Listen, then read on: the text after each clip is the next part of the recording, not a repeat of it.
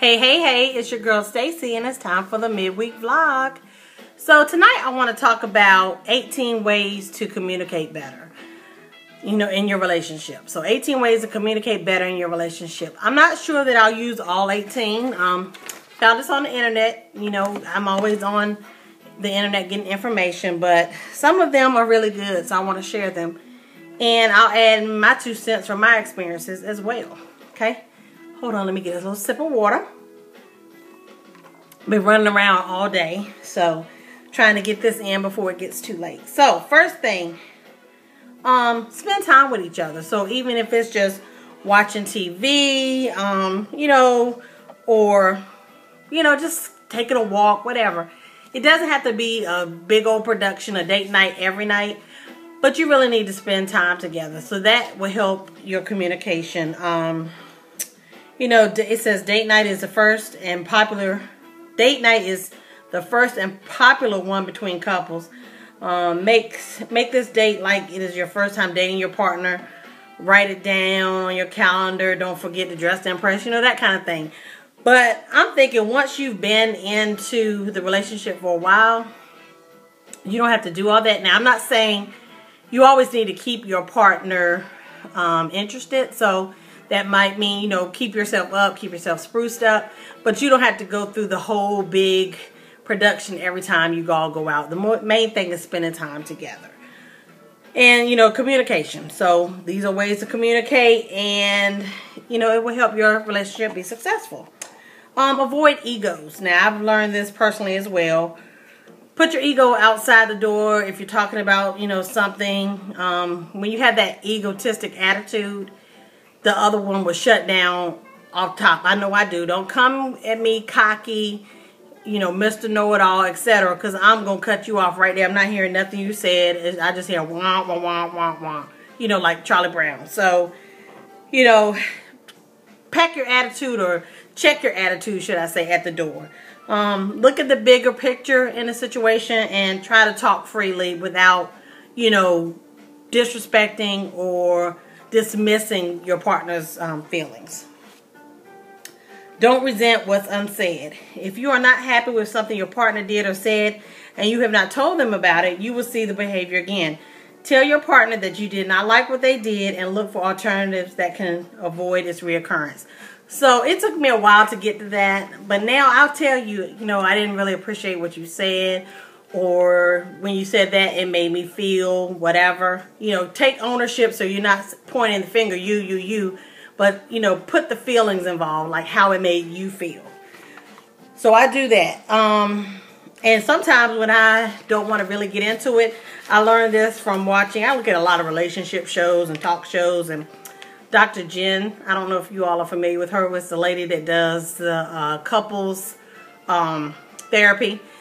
One of the things she said is a good thing to say, ouch. Like, if you don't want to get into it, but you want them to know what you said really hurt you, just say ouch.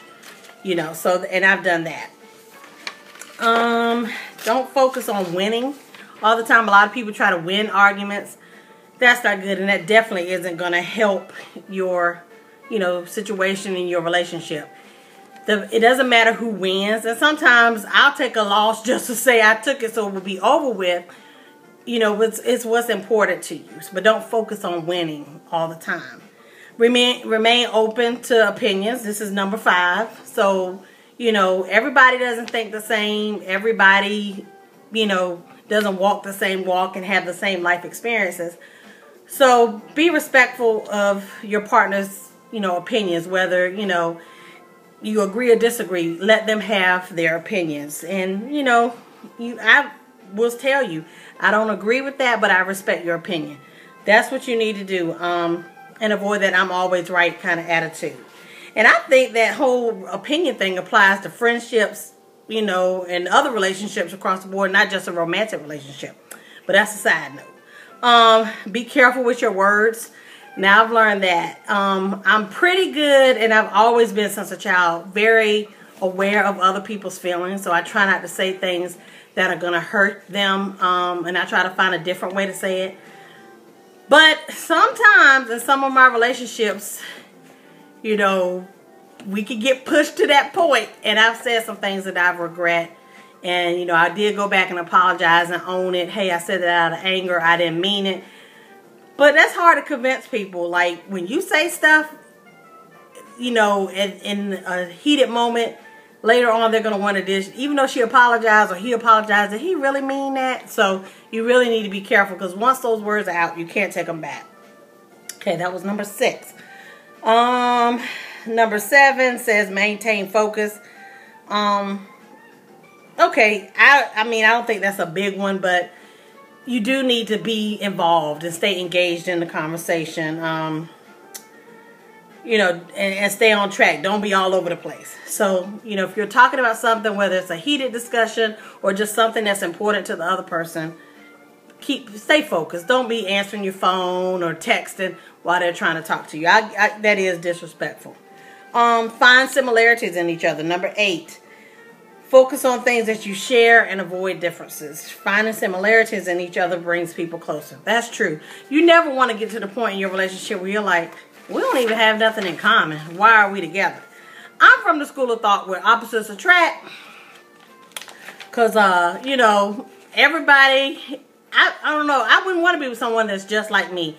There are things in my current relationship and in my past relationships that these guys had things that were different from me and were of interest to me and something that I was attracted to. So, you know, you want to have the same things that you like to do, things in common, but not be just alike, okay? I got my staple in the way, so I'm trying to look around. Don't assume.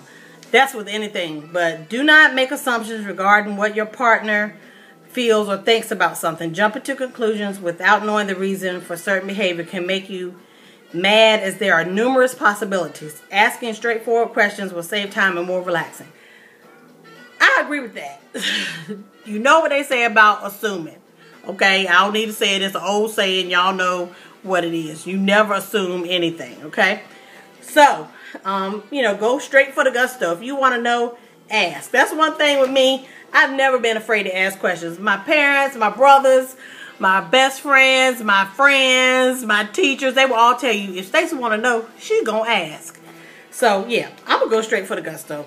But I have learned in my wisdom, through age and many relationships, don't ask those questions you really don't want to know.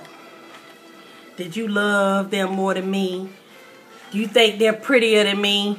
Because some people shoot straight from the hip and they're going to tell you, you know, the truth. And you might be in your feelings for a little while. So if I really don't want to know or can't handle the truth, you know, you can't handle the truth, don't ask the question, boo. Admit your faults. Number 10. I totally agree with that. You are human and bound to make mistakes. It is important to accept your mistakes. By doing so, you can set an example for your partner, and the next time they make a mistake, it will be easier to accept. I don't need to beat that one to death. You all know what that is. I was wrong. I'm sorry. Whatever. Okay? Do not interrupt. I got to work on this one. I admit it. Because with me, when I think of something, I want to hurry up and get it out. But I'm working on waiting and letting that person finish, and then I interject.